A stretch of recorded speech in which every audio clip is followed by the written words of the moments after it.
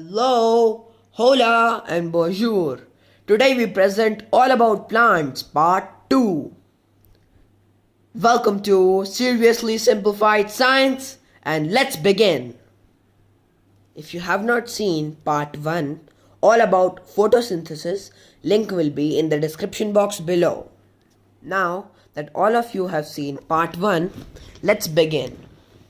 In this video, we will learn all about reproduction in plants.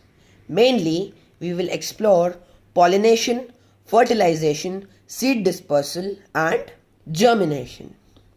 First, let's take a look at the process of pollination. Flowers have male and female reproductive parts. The male reproductive part is known as the stamen, and the female reproductive part is known as the carpel. The stamen consists of the anther and the filament. The anther produces pollen grains which contain the male gamete. The female part consists of the stigma, style, and the ovary. The ovary produces the female gamete or the egg cell. The term pollination refers to any method in which the male gamete reaches the female gamete. Flowers are so fragrant and so colorful. But have you ever wondered why? Well, plants need to attract insects and birds in order to reproduce. Because when insects or birds sit on it, the pollen grains often stick to them.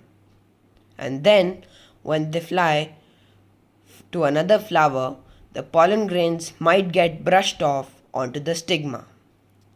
This happens more often than you'd think, and this is known as indirect pollination.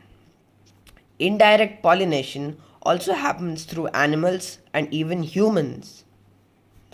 There is one more way of pollination, which is direct pollination, and as the name suggests, it is when the male gamete reaches the female gamete without any external help. Now, when the male gamete reaches the stigma, it makes a tube through the style and reaches the ovary, where the egg cell is present and fertilizes it. After fertilization, in most plants, a fruit is formed which contains the seed, which, if given proper conditions, will grow into a plant.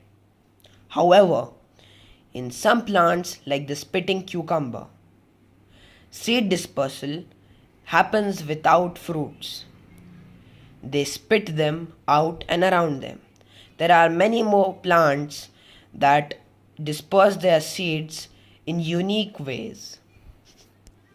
Coming back to the seeds in the fruits. When animals or humans eat the fruits, they often leave the seeds. Even if they consume the seeds, they excrete them later on.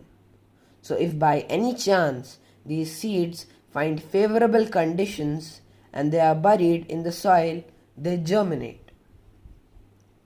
The seed, when buried in the soil, starts its new life cycle.